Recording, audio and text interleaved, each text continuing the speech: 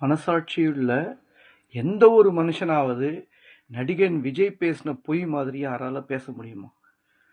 அதுக்கு கூச்சம் இல்லாத ஒரு மனசாட்சியை அடகு வச்ச ஒரு மனசு வேணாமா? யோசிச்சு பாருங்க. இது சாதாரணமா வராதுங்க. இது இந்த மாதிரி பொய்களை ஏற்கனவே பல தடவை சொன்ன ஒருத்தர்கிட்ட தான் இப்படிப்பட்ட, அதாவது எப்படின்னு கேட்டீங்கன்னா, அதாவது தயக்கம் இல்லாம வரும். ஏன்னா சாதாரணமா எந்த ஒரு நாளையும் திடீர்னு பொய் சொல்ல சொன்னாக்கா தடுமாறுவாங்க.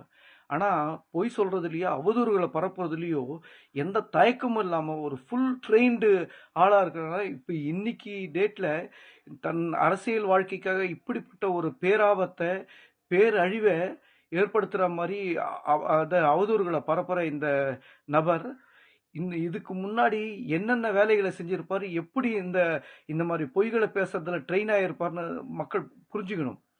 ஏன்னா இதுக்கு முன்னாடி எத்தனை குடும்பம் அழிஞ்சுதோ, இந்த மாதிரி பொய் சொல்லி எத்தனை பேரை சிக்கல்ல ஏற்படுத்திருக்காருன்ற ஒரு யோசனை வருது இல்லையா?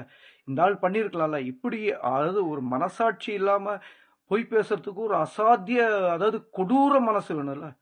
கொடூரமானவன் தான். அதாவது எப்படி சொல்றதுன வார்த்தை வரையறைக்கவும் முடியல.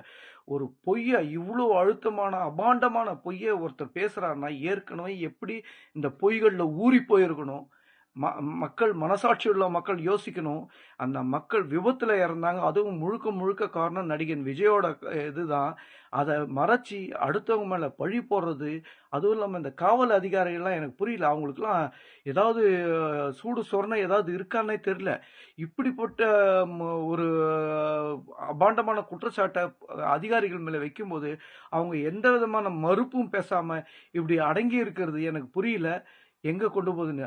அதே மாதிரி நீதிமன்றங்களோட செயல்பாடுகளும் இதை ஆதரிக்கிற மாதிரி இருக்கிறதுனால இது ரொம்ப ஆபத்தானது. எங்க கொண்டு போய் விட போகுதுன்னு தெரியல. மக்கள் இனி வரும் காலங்களில் ரொம்ப எச்சரிக்கையா இருக்கணும்னு நான் கேட்டுக்கிறேன்.